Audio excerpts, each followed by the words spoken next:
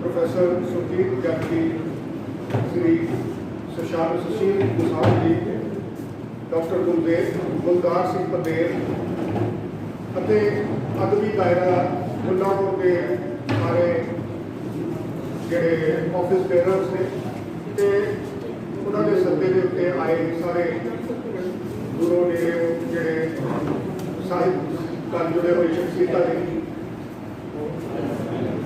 ਅੱਜ ਦਾ ਦਿਨ ਜਿਸ ਤਰ੍ਹਾਂ ਕਿ ਅਦਬੀ ਦਾਇਰਾ ਸਾਲ ਮਨਾਉਂਦਾ ਹੈ, ਪ੍ਰਿੰਸੀਪਲ ਸਤ ਸਿੰਘ ਸੇਖੋਂ ਦੀ ਯਾਦ ਦੇ ਵਿੱਚ ਅਬੂਬਕਰ ਜਿਹੜਾ ਹੈ ਇਹ ਦਿਹਾੜਾ ਮਈ ਦੇ ਵਿੱਚ ਹੁੰਦਾ ਹੈ। ਲੇਕਿਨ ਇਸ ਸਾਲ ਕੁਝ ਜਿਹੜੀ ਅਜੀਬੋ ਗਰੀਬ ਘਟਨਾਵਾਂ ਸਾਡੇ ਦੇਸ਼ ਦੇ ਵਿੱਚ ਅਤੇ ਸਾਰੀ ਦੁਨੀਆ ਦੇ ਵਿੱਚ ਕੋਵਿਡ-19 ਕਰਕੇ ਤੇ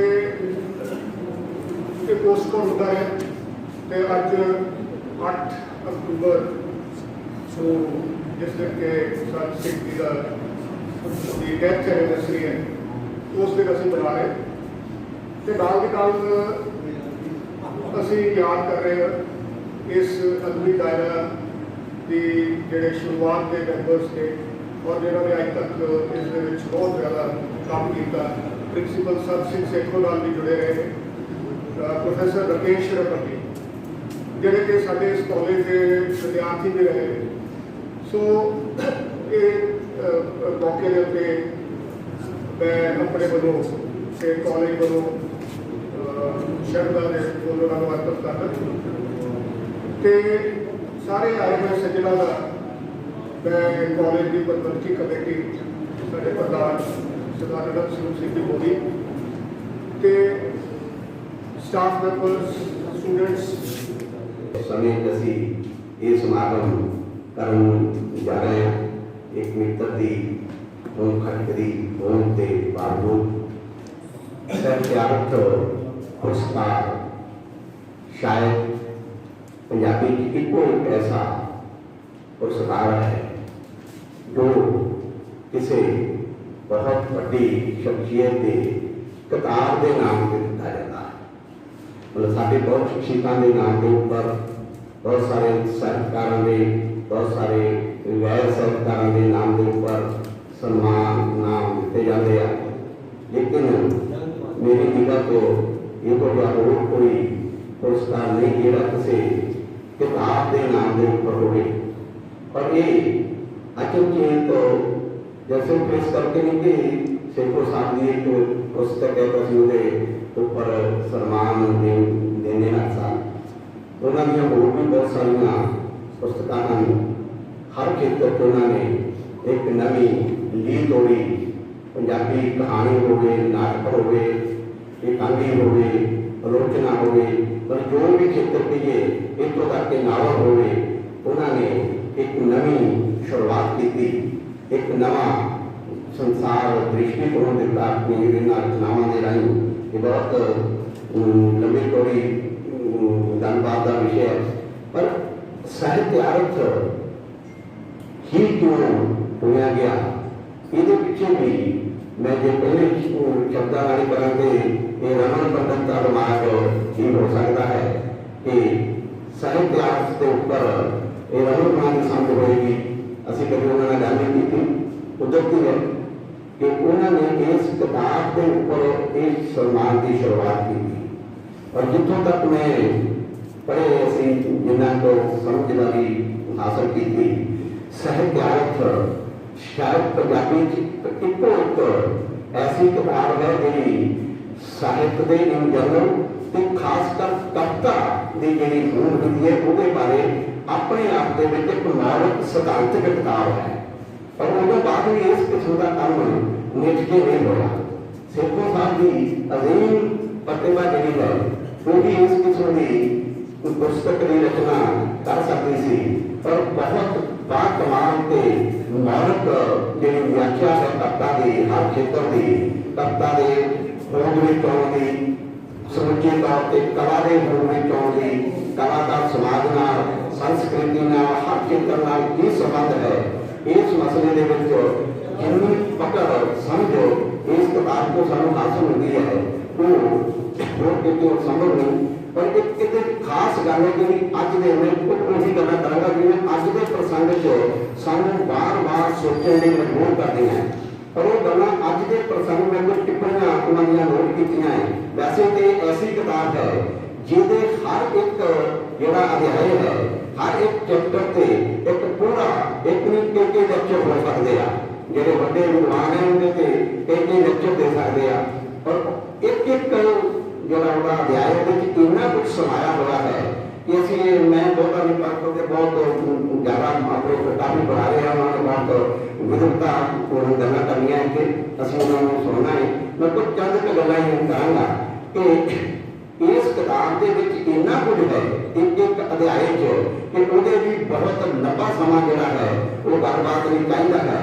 सेखों साहब की मोटे तौर पर जी मैं पहला भी पढ़ी हुण इस वारी दोबारा ये पढ़ी तो हर बार कुछ नवा नजर आउंदा कि जिहड़ी उन्हां दी तर्क करन दी समर्था है ना तर्क करन दी अपनी गल नूं समाजिक आर्थिक ढांचे दे विचों उभार के लिया के गल करनी ते फिर जिस बंदे की जिन्नी देन है पहला उहदा पूरे तर्क संगत तरीके नाल पक्ष बोलना ते फिर पूरे समाजिक इतिहासक प्रसंग दे विच उहदी जिन्नी देन है उन्ना का जिक्र करना जिथे नहीं है उत्थे इन्ने सच्चे सुच्चे ढंग दे नाल और इन्नी ज्यादा बेबाकी दे नाल किसी बंदे को कह देना कि व्यक्ति की एवं वध ना समर्था है ना देन है।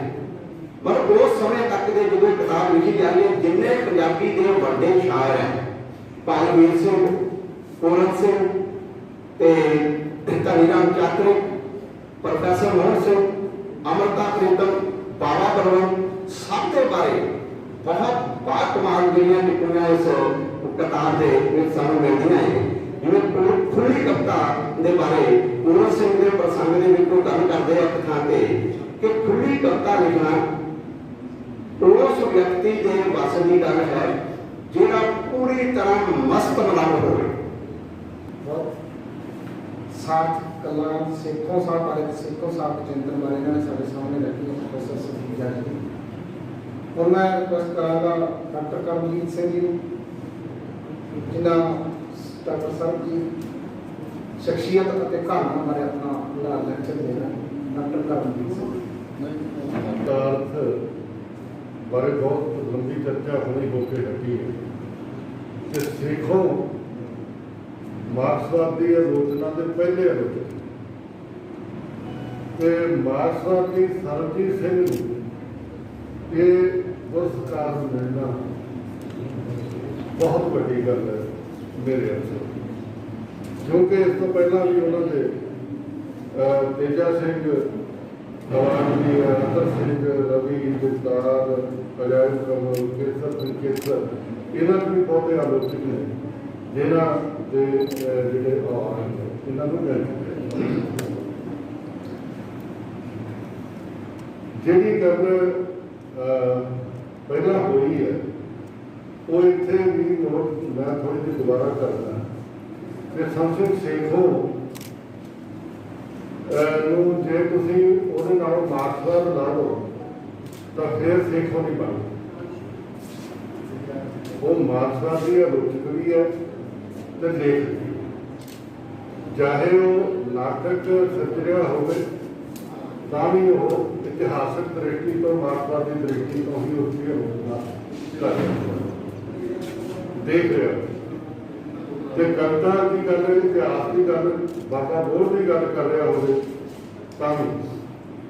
उस दृष्टि तो ही देख रहा हो। कथा कहानियां भी लिख रहा हो समाज के उस एंगल तो देख के तपस्वी जड़े ने दूसरे ने उन्होंने किवें देखता वो सेखों ही देखता।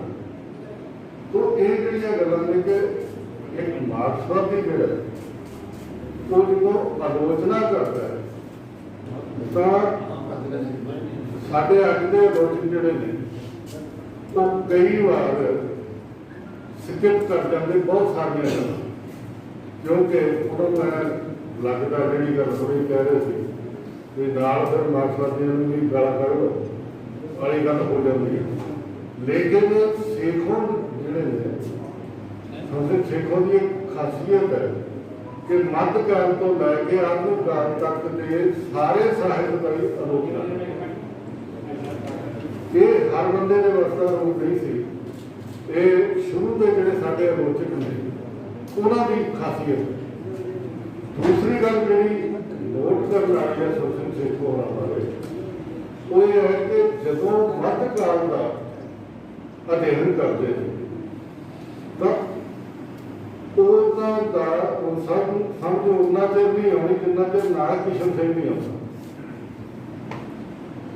किशन सिंह ते सेखों को अपोजिट साइड पे बैठे हुए, लेकिन मैं घट्टो घट शुरू तो ही संसद सेखों होरानी विचारधारा के नाल सहमत है इस करके कि वो मार्क्सवादी विचारधारा की दृष्टि तो यानी दृष्टिकोण को पूरी पूरी मध्यकाल की जी परंपरा है, चाहे गुरमत साहिब की है, चाहे सूफी साहिब की है, चाहे वार साहिब की है, दूसरी साहिब वो उसे दृष्टि तो देख रहे वो उस दृष्टि तो जो तुम देखोगे सिर्फ मैं दो गल्लां इत्थे साझियां करनियां ज़्यादा लंबा नहीं करांगा क्योंकि बहुत उन्होंने की आलोचना से बहुत कुछ किया जा सकता।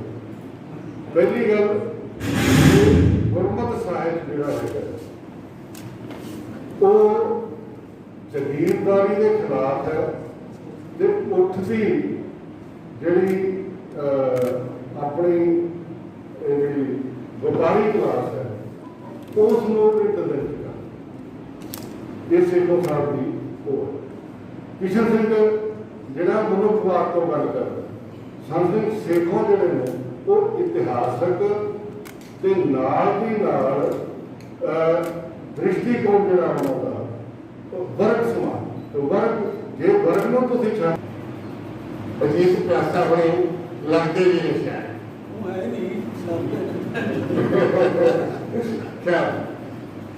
जिहड़ी आम तौर पर जो पब्लिशर ने वो पोइट्री की किताब छापण तो कतराउंदे रहंदे आ कहंदे बिकदी घट है ते रोज ही ज़्यादा बिक जांदियां कहानियां बिक जांदियां ज़्यादा। अजीत प्यासा होई मुढ़ले रूप च कहानीकार सी 4 कहानी संग्रह ने पहला छपे फिर इन्होंने कविता का संग्रह लिखा एक जगराओं वाले जगराओं शहर बारे पुस्तक लिखी तो जी ये पुस्तक आ बिरहा दियां बरूहां इसका दूजा एडिशन आ रहा है इस गलों साडा अजीत प्यासा नूं बधाई देना बनता है। तो नाल मैनूं मैं भी पूछ रहा सी भी किहड़े महीने छपी है किताब स्तंभक शब्द ते इस पुस्तक का स्तंभक छपना इस तो पहला 2013 छपी जदों असीं कोरोना दौर के विच साडे मूहां ते पट्टियां बना दित्तियां गईयां ने कि साडियां कदरां कीमतां ते इस तरह सवार होने का यतन किया जा रहा है। सानू शब्दां राहीं भाषा राहीं ते जगजग राहीं उधर नूं तोरिया जा रहा है कि असीं संवेदनशील ना रहीए। साडी संवेदना इस किस्म की बनाई जा रही है कि सानू सरीरक दूरी कहने की थां ते समाजिक दूरी रखने की कहा जा रहा है। सत्ता एक भाषा बरत रही है ते उस भाषा के खिलाफ साडी जिहड़ी अदबी ज़रा मुल्लापुर दी अज जो असी समागम च सैमीनार च सचमुच ही बहुत वड्डी कमी सानू साडे वड्डे भरा दी अज इत्थे महसूस हो रही है। प्रोफैसर राकेश रमन होरां दी जिन्हां नूं असीं रमन ही साहित्यक हलका रमन करके जानते सी पर जिहड़े उन्हां दे सियासी ते समाजिक आर्टिकल कुछ छपदे सी अखबारां च उहदे चों प्रोफैसर राकेश रमन के नाम ते छपदे सी। प्रोफैसर रमन होरां नाल साडा रिश्ता बहुत सारे दोस्त जिहड़े इत्थे बैठे आ सुनील जट होरी बोल के गए ने डॉक्टर सुखदेव सरसा ने सरबजीत होरी ने तरलोक चाहते बैठा है और उसके लोने भगवान के लोने साडा रिश्ता असल च अज का नहीं है मेरा थोड़ा बाद रिश्ता जुड़ा, पर जिन्होंने सारा का मैं जिक्र किया इन्हों का उन्होंने घबरेट उम्र तो रिश्ता से, पर 30 साल तो मेरा भी रिश्ता सी जो बड़ा परिवारक रिश्ता सी। ते जिन्नी सेहत प्रोफैसर रमन होरां दे हुंदियां मिलती रही है, ਉਹਦੇ ਤੋਂ मैं अपने आप को घट सकना महसूस कर रहा।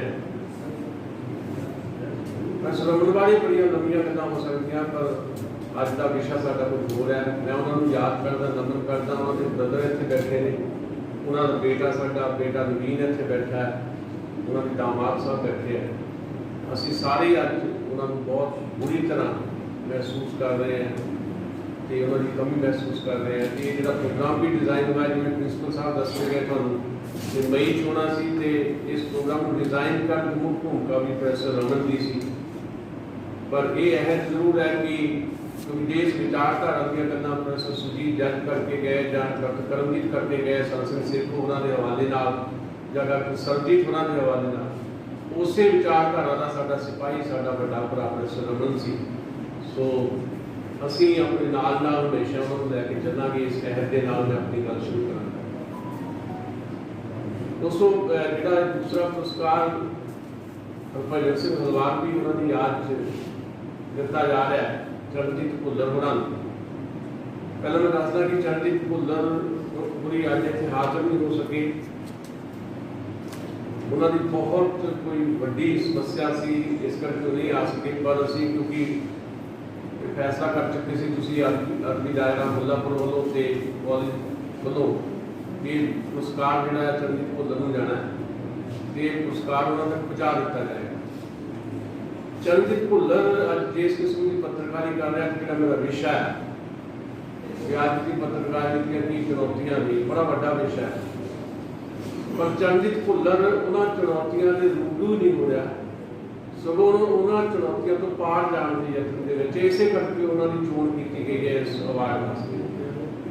जिस पत्रकार के नाम से ये अवार्ड दिता जा रहा है भजन हलवार भी, और भजन हलवार भी बारे भी कोई बहुत विस्तार तो मैनू चर्चा करने की लोड़ नहीं, क्योंकि तुसीं सारे उन्होंने जानते रहे हो। वक्त पद्धरां उन्होंने जिहड़ा आरंभक जीवन जिहड़ा उन्होंने शुरू होता है, जिहदे नक्सलाइट मूवमेंट के सरगर्म होंगे है, पोइट्री शब्द सरगर्म होंगे है, फिर उन्होंने पत्रकार के तौर पर भूमिका जी पंजाबी ट्रिब्यून तुसीं देखी, सारी तुहाडे सामने है, कुछ मैं व्याख्या नहीं जाना चाहता।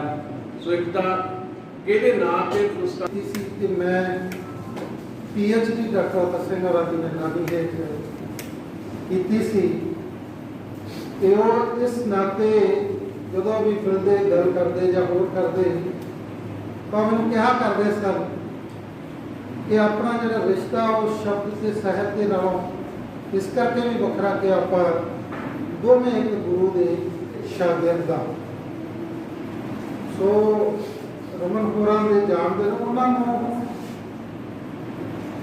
इस समागम करन दा मतलब इन्नी काहली सी, तो कई बार मैनूं लगदा भी शायद जिवें बंदे को असीं कह दिंदे ना कई बार पता लग जाता, वो इन्नी काहली सी। उन्होंने एक बार मतलब करोना के कहते भी लॉकडाउन खुलते सारी कर लेंगे, इस तरह की गल सी भी चाहे आप 10 बंदे इकट्ठे होना पर एक समागम मैं करना चाहना बहुत जल्दी तो जल्दी। पर वो तारीखा जिवें हरजीत होरां ने दस्सिया लगातार बदलदियां चलियां गईयां क्योंकि हालात इस तरह के सी। फिर वो सानूं सलीवी चूड़ा दे गए तो फिर लम्मा पै गया कि मैं ये भी कहा कि बहुत ठहर के कर लेंगे कि रमन होरां ने जान करके मन उस स्थिति के नहीं है जिस स्थिति के होना चाहिए। सो उन्होंने जान का बहुत अफसोस आ, परिवार में बड़ी हमदर्दी है।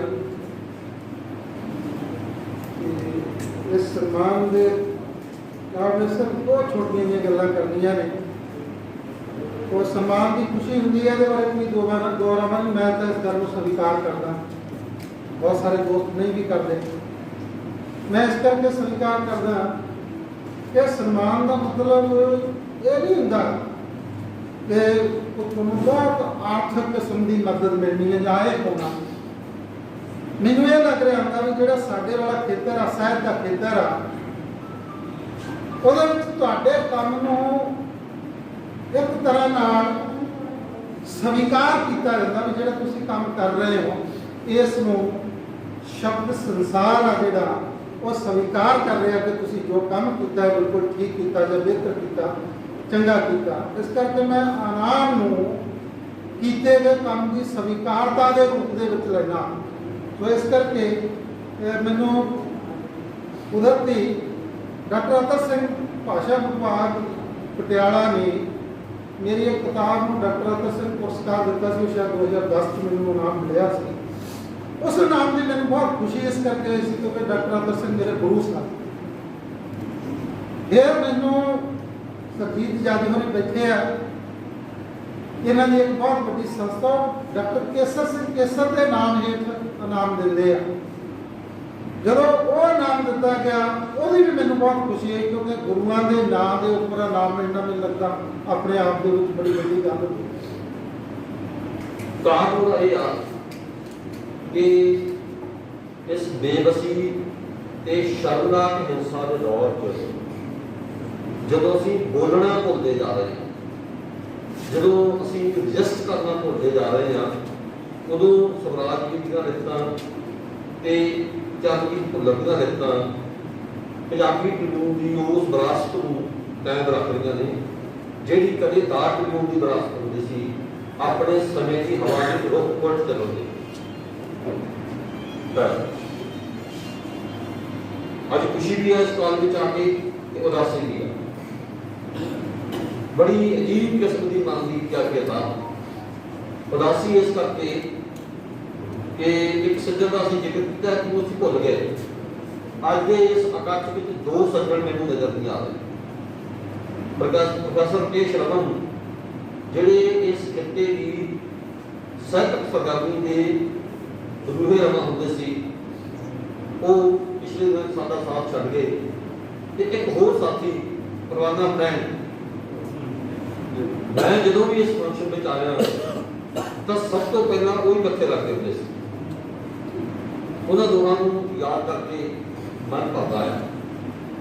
ਰਮਨ ਨਾਲ ਨੇੜਤਾ ਇਸ ਤੋਂ ਕਦਰ ਯਾਦ ਰਹੀ ਕਿ ਉਹਨਾਂ ਨੂੰ ਇੱਕ ਸਾਖੀ ਬੈਠਾ ਇੱਥੇ। ਜਦੋਂ ਮੈਂ ਪੰਜਾਬ ਯੂਨੀਵਰਸਿਟੀ ਚੰਡੀਗੜ੍ਹ ਦੀ ਸਟੂਡੈਂਟ ਫੈਡਰੇਸ਼ਨ ਦਾ ਮੈਨੂੰ ਇੰਚਾਰਜ ਬਣਾਇਆ ਗਿਆ ਤਾਂ ਹਰਪਾਲ ਦੇ ਲਾਅ ਕਰਕੇ ਪੰਜਾਬ ਯੂਨੀਵਰਸਿਟੀ ਚੰਡੀਗੜ੍ਹ ਤੋਂ ਚਲੇ ਜਾਣ ਤੋਂ ਬਾਅਦ ਜ਼ਿੰਮੇਵਾਰੀ ਮੇਰੇ ਤੇ ਪਾਈ ਗਈ ਔਰ ਇਨਕਾ ਸਟੂਡੈਂਟ ਫੈਡਰੇਸ਼ਨ ਦੀ ਚੰਡੀਗੜ੍ਹ ਯੂਨਿਟ ਦੀ ਤਾਂ 3 ਨੌਜਵਾਨ ਕਾਂਗਰਸ ਪਾਰਟੀ ਦਾ ਫਾਰਮ ਭਰਦੇ ਇੱਕ। ਉਹਨਾਂ 'ਚ ਇੱਕ ਪ੍ਰੋਫੈਸਰ ਮਨਜੀਤ ਸਿੰਘ ਸਿੱਧੂ ਮੇਰੇ ਪਿੰਡ ਦੇ ਸੀ, ਦੂਸਰੇ ਰਕੇਸ਼ ਰਮਨ ਤੇ ਤੀਸਰੇ ਹਰਬੰਸ ਗੁਪਤਾ ਦੇ ਸਾਡੇ ਵਿਚਕਾਰ ਬੈਠੇ ਨੇ। ਇੱਕੋ ਦਿਨ 'ਚ ਇਹਨਾਂ 3 ਨੌਜਵਾਨਾਂ ਨੇ ਉਦੋਂ ਕਾਂਗਰਸ ਪਾਰਟੀ ਜੁਆਇਨ ਕੀਤੀ ਜਦੋਂ ਇਹਨਾਂ ਦੇ ਸਾਹਮਣੇ ਨੌਕਰੀ ਦੀਆਂ ਸੰਭਾਵਨਾਵਾਂ ਸਨ, ਜਦੋਂ ਇਹਨਾਂ ਦੇ ਸਾਹਮਣੇ ਬੜੇ ਹਸੀਨ ਜਵਾਨੀ ਦੇ ਦਿਨ ਸਨ, ਉਦੋਂ ਇਹਨਾਂ ਨੇ ਇਹ ਜ਼ਿੰਮੇਵਾਰੀ ਸਵੀਕਾਰ। ਇਸ ਕਰਕੇ ਪ੍ਰੋਫੈਸਰ ਰਮਨ ਨਾਲ ਜਿਹੜਾ ਉਹ ਮੈਨੂੰ ਹੱਸਦੇ ਕਹਿੰਦੇ ਹੁੰਦੇ ਸੀ, ਮੈਨੂੰ ਲੱਗਦਾ ਕਿ ਉਹ ਮੇਰੇ ਪਿੱਛੇ ਜਦੋਂ ਤੁਰਦਾ ਹੁੰਦਾ ਸੀ ਤਾਂ ਮੈਨੂੰ ਲੱਗਦਾ ਸੀ ਕਿ ਮੇਰਾ ਪਿੱਛਾ ਢੱਕੀ ਆ ਰਹੇ ਨੇ ਤੇ ਅੱਜ ਉਹ ਸਾਨੂੰ ਛੱਡ ਕੇ ਸਭ ਤੋਂ ਪਹਿਲਾਂ ਚਲਾ ਗਿਆ। ਇਸ ਗੱਲ ਦਾ ਬਹੁਤ ਔਖਾ। ਉਹ ਮੈਨੂੰ ਇੱਕ ਅਕਸਰ ਕਹਿੰਦਾ ਸੀ ਕਿ ਤੂੰ ਸਾਰੀ ਉਮਰ ਮੇਰੇ ਤੇ ਮਾਸਟਰੀ ਕਰੇਗਾ, ਸਾਰੀ ਉਮਰ ਤੈਨੂੰ ਘੂਰਦਾ ਤੇ ਖਟਕਦਾ ਹੀ ਰਹੇਗਾ ਇਹਨਾਂ ਗੱਲਾਂ ਨੂੰ। ਸੋ ਸਾਡਾ ਬਹੁਤ ਉਹ ਬੰਦਾ ਸੱਜਣ ਅੱਜ ਸਾਡੇ ਦਰਮਿਆਨ ਨਹੀਂ ਹੈ, ਇਸ ਕਰਕੇ ਮਨ ਜਿਹੜਾ ਉਦਾਸ ਵੀ ਹੈ। ਕੁਝ ਗੱਲਾਂ ਅੱਜ ਦੇ ਹਾਲਾਤ ਦੇ ਹਵਾਲੇ ਨਾਲ ਜੇ ਤੁਸੀਂ ਮੈਨੂੰ ਬਰਦਾਸ਼ਤ ਕਰੋਗੇ ਤਾਂ ਮੈਂ ਕਰ ਲੈਣਾ, ਨਹੀਂ ਤਾਂ ਮੈਂ ਆਪਣੀ ਸੀਟ ਲਵਾਂ। ਕਿਉਂਕਿ ਮੈਨੂੰ ਲੱਗਦਾ ਕਿ ਅੱਜ ਸੰਸਦ ਸਿੱਖ ਨੂੰ ਵਰਤੀਆਂ ਕਰਮਾਂ ਦੀ ਬਹੁਤ ਜ਼ਿਆਦਾ ਜ਼ਰੂਰਤ ਹੈ।